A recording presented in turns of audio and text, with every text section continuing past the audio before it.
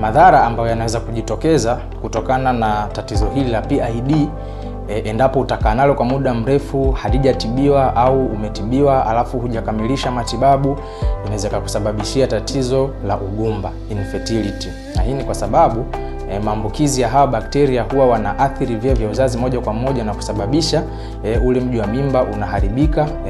Kuna adhesion zinatokea kule, lakini pia ile mirija ya mayai au mirija ya uzazi nayo pia inaharibika, inapata makovu, lakini pia inaweza ikaziba kabisa, ikatengeneza fibrosis au ikatengeneza blockage.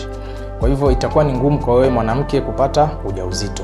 Lakini pia inaweza kusababishia madhara ya kupata mimba ya nje ya kizazi, tunaita ectopic pregnancy. Na hii ni kwa sababu yai litashindwa kuja kufika kwenye mji wa mimba kwa ajili ya kuendelea kukua.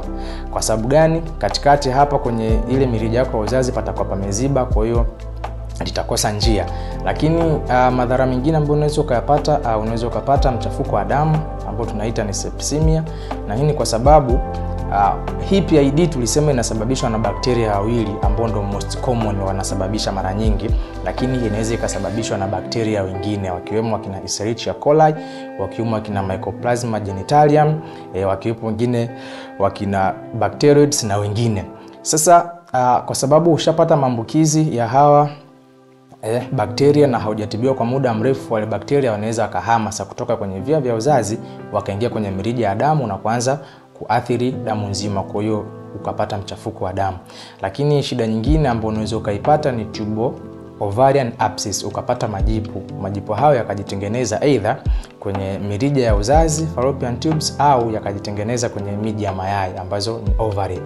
Lakini pia complication nyingine ambayo unaweza ukaipata ni chronic pelvic pain, kwa unapata maumivu ya muda mrefu sana ya kiuno kinauma, kipoi muda wote, kiuno tu kinakuuma kwa sababu either haujatibiwa au haujatibiwa kikamilifu ugonjwa huu wa PID.